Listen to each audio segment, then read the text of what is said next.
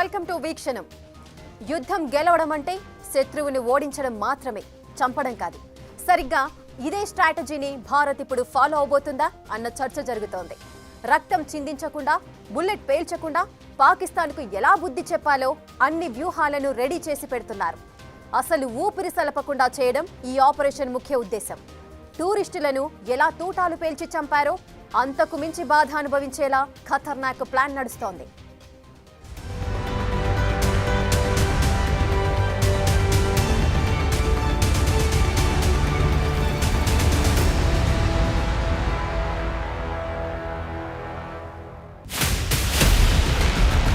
లెక్కకు లెక్క,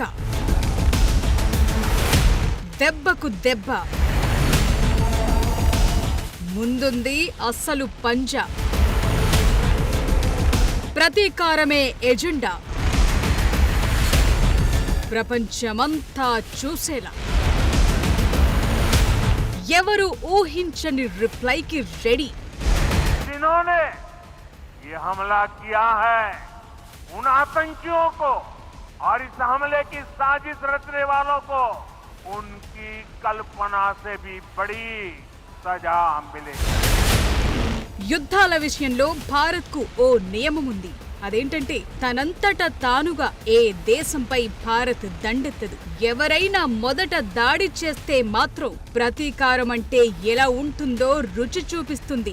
ఇప్పుడు పాకిస్తాన్ గడ్డ మీద నుంచి కుట్రలు మొదలై పెహల్గాంలో దాడి వరకు మాటర్ వెళ్లింది. దీంతో భారత్ పకడ్బందీగా వ్యవహారం నడుపుతోంది. లెక్కకు లెక్క, దెబ్బకు దెబ్బ అన్నట్లుగా ప్లాన్ నడుస్తోంది. పాకిస్తాన్ ను ఎలా డీల్ చేయాలి, ఉగ్రవాదుల ఏరివేత ఎలా, వీటిపైనే పూర్తిగా ఫోకస్ పెట్టింది భారత్.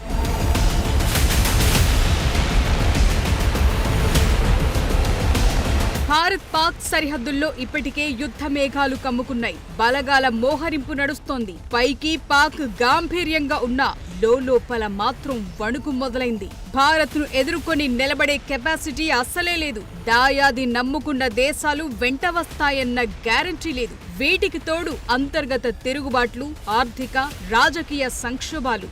ఎలా చూసినా పాకిస్తాన్ యుద్ధానికి రెడీగా లేదు. అందుకే చచ్చిన పామును ఎలా డీల్ చేయాలో భారత్ భారీ స్ట్రాటజీ రెడీ చేసి పెట్టింది. ఎందుకంటే చిన్న పామునైనా పెద్ద కర్రతో కొట్టాలంటారు కదా, అలాంటిదే ఇది.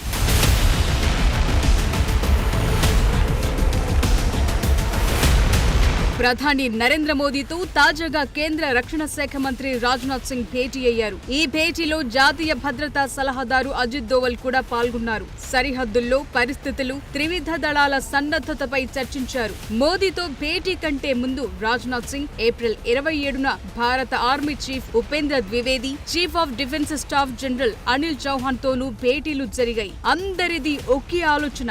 యావత్ ప్రపంచం భారత్ రియాక్షన్ ఎలా ఉండబోతుందో తొలిసారి చూడబోతోంది. ఆ రియాక్షన్ ఏంటన్నదే ఇప్పుడు టాప్ సీక్రెట్. అందుకే ప్రధాని మోదీ ఇదే మాట చెప్పారు. భారత్ ప్రతీకారం ఎలా ఉంటుందో అంతా చూస్తారన్నారు.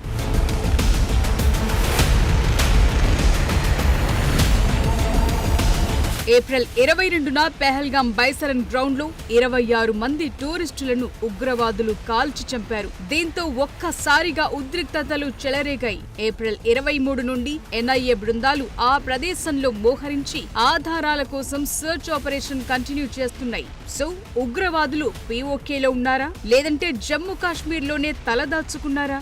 మరేదైనా సరే, ఎక్కడున్నా సరే వారి ఆట కట్టించేలా కథ మారబోతోంది. ఎక్కడ దాక్కున్నా వెతికి వెంటాడుతామని ప్రధాని మోదీ ఇప్పటికే స్ట్రాంగ్ వార్నింగ్ ఇచ్చారు. ఏప్రిల్ 23న భద్రతా వ్యవహారాల కేబినెట్ కమిటీ భేటీలోనే చాలా వరకు మ్యాటర్ లిస్ట్ అవుట్ అయింది. కేంద్ర పాలిత ప్రాంతమైన జమ్మూ కాశ్మీర్ లో సక్సెస్ఫుల్ గా ఎన్నికలు నిర్వహించి ఇప్పుడిప్పుడే ఆర్థికంగా ఎదుగుతూ అభివృద్ధిపై ప్రయాణిస్తోన్న సమయంలో దాన్ని అస్థిరపరిచే ఉద్దేశంతోనే ఈ దాడి జరిగినట్లు భారత్ భావిస్తోంది. ఇస్లామాబాద్లోని భారత హైకమిషన్ సభ్యుల సంఖ్యను తగ్గించింది.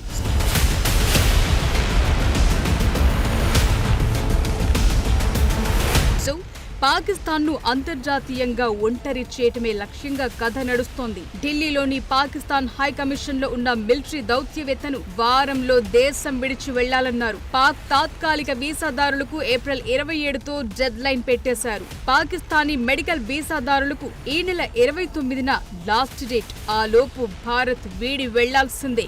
మరోవైపు యుఎన్ భద్రతా మండలికి అలాగే 95 దేశాల రాయబారులకు పెహల్గాం దాడిలో పాకిస్తాన్ పాత్రకు సంబంధించిన ఆధారాలను సమర్పించి పాకిస్తాన్ను ఉగ్రవాదానికి మద్దతిచ్చే దేశంగా ఎక్స్పోజ్ చేసింది భారత్.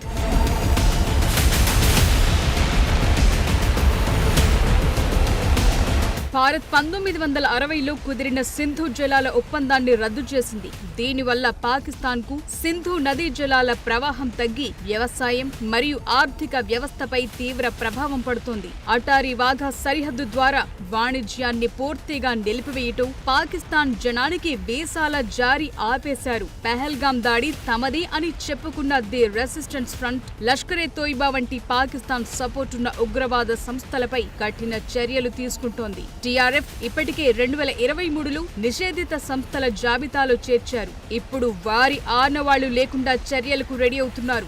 2016 సర్జికల్ స్ట్రైక్స్ అలాగే 2019లో బాలాకోట్ ఎయిర్ స్ట్రైక్ తరహాలు పాకిస్తాన్లోని ఉగ్రవాద స్థావరాలపై ఖచ్చితమైన దాడులకు సన్నాహాలు చేస్తున్నట్లు ప్రచారం జరుగుతోంది. అయితే అది ఊహకు అందని విధంగా రియాక్షన్ ఉంటుందని మాత్రం చెప్తున్నారు.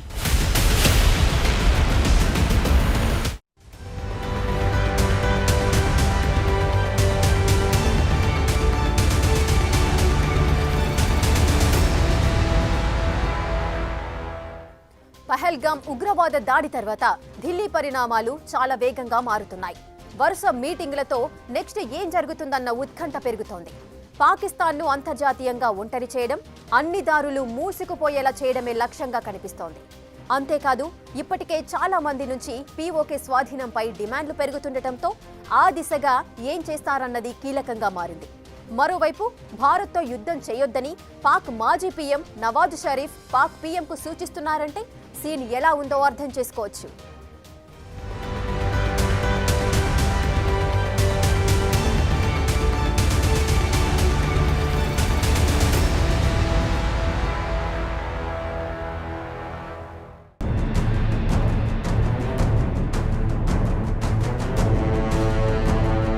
అమెరికా ట్విన్ టవర్స్ అటాక్ తర్వాత అల్-ఖైదా ఉగ్రవాది ఒస్సామా బిన్ లాడెన్ ప్రాంతాలు, దేశాలు మారుస్తూ చివరకు పాకిస్తాన్లోని అబోటాబాద్లో తలదాచుకున్నాడు. ఇలాంటి ఉగ్రవాదులందరికీ పాకిస్తాన్ ఆశ్రయమిస్తోందని అమెరికా సహా ప్రపంచ దేశాలకు తెలుసు. లాడెన్ను హతమార్చే ఆపరేషన్ గురించి పాక్కు చెబితే మొత్తం ప్లాన్ లీక్ అవుతుంది. అందుకే పాకిస్తాన్కు తెలియకుండా హెలికాప్టర్లు దింపి లాడెన్ కథ క్లోజ్ చేసింది అమెరికా. అంతేకాదు లాడెన్ శవం ఈ భూమి మీద ఖననం చేస్తే అదో పెద్ద కథ అవుతుందని డెడ్ బాడీకి 150 కిలోల బరువైన ఇనుప సంకెళ్లు కట్టి సముద్రంలో విసిరేసి షార్కులకు పలహారంగా పడేసింది అమెరికా. సరిగ్గా ఇప్పుడు పాక్లో నక్కిన ఉగ్రవాదులు వారికి సహకరిస్తున్నోళ్లందరి ఆట కట్టించే టైం వచ్చింది.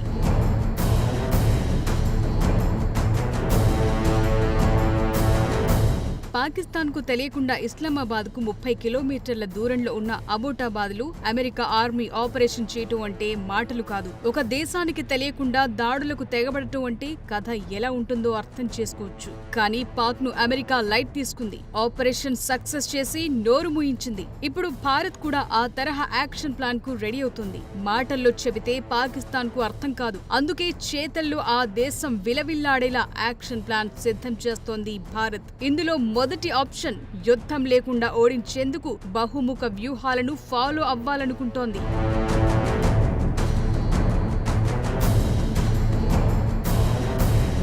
దౌత్యపరమైన, ఆర్థిక, సైనిక, వ్యూహాత్మక చర్యలతో పాక్ను ఉక్కిరిబిక్కిరి చేయాలనుకుంటున్నారు. ఈ వ్యూహాలు పాకిస్తాన్ను అంతర్జాతీయంగా ఒంటరిగా చేయటం, ఆర్థిక ఒత్తిడి తీసుకురావటం, ఉగ్రవాదాన్ని తుదముట్టించటం వంటి ఉన్నాయి. పాకిస్తాన్ను ఉగ్రవాదానికి మద్దతిచ్చే దేశంగా చిత్రీకరిస్తూ ప్రపంచ దేశాలకు చాటి చెప్తోంది భారత్. సాక్ష్యాధారాలు కూడా చూపిస్తోంది. అంతేకాదు స్వయంగా పాక్తో దౌత్య బంధాలను దాదాపుగా తగ్గించేసింది. భవిష్యత్తులో ఇది పూర్తిగా ముగిసిన చరిత్ర అవ్వచ్చు కూడా. అటు వాణిజ్య సంబంధాలను కూడా ఆపేసింది.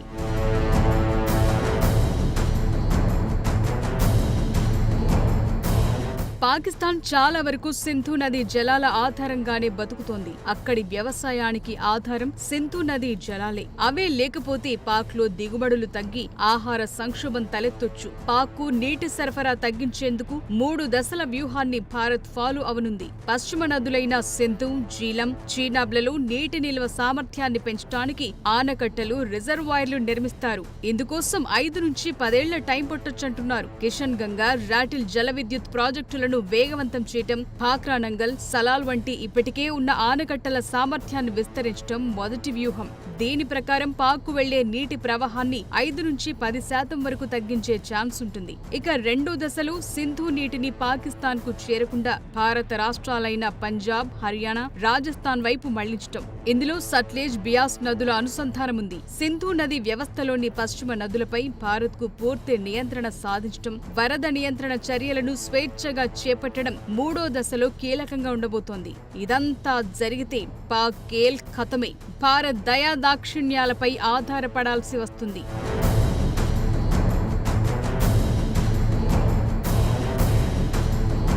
భారత్ ఫాలో అవ్వాలనుకుంటున్న ఈ బహుముఖ వ్యూహాలు బాంబ్ దాడులతో కాకుండా దౌత్యపరమైన, ఆర్థిక, ఖచ్చితమైన సైనిక చర్యల ద్వారా పాకిస్తాన్ పై ఒత్తిడి తెచ్చేలా ప్లాన్ చేస్తున్నారు. ఈ విధానంతో అంతర్జాతీయ శాంతిని కాపాడుతూనే పాకిస్తాన్ ను ఉగ్రవాదానికి మద్దతివ్వకుండా నియంత్రించేలా కథ మార్చాలనుకుంటున్నారు. ప్రస్తుతానికైతే వరుస మీటింగ్లతో ఏం జరగబోతోందన్నది ఉత్కంఠగా మారుతోంది. టెంపరరీ వీసా హోల్డర్స్ అంతా వెళ్లిపోయాక మే 1 నుంచి పాకిస్తాన్ కు అసలైన లైవ్ యాక్షన్ ఉండబోతోందన్నది గ్యారంటీగా కనిపిస్తోంది.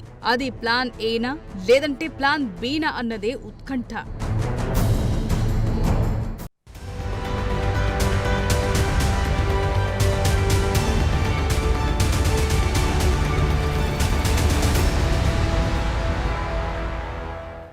యుద్ధమే గనక మొదలైతే పాకిస్తాన్ 2 రోజుల్లోనే వాషౌట్ అవడం ఖాయమే. అసలే చైనా సహా మరికొన్ని దేశాల అప్పులపై ఆధారపడ్డ పాక్ పైకి యుద్ధానికి సిద్ధమని ప్రకటనలు చేసినా లోపల మాత్రం జీరో. ఉగ్రవాదానికి అడ్డాగా మారిన పాకిస్తాన్ను ఎలా దెబ్బతీస్తారన్నది మే 1 నుంచి క్లారిటీ రాబోతోంది. For more videos like this, subscribe Big TV channel.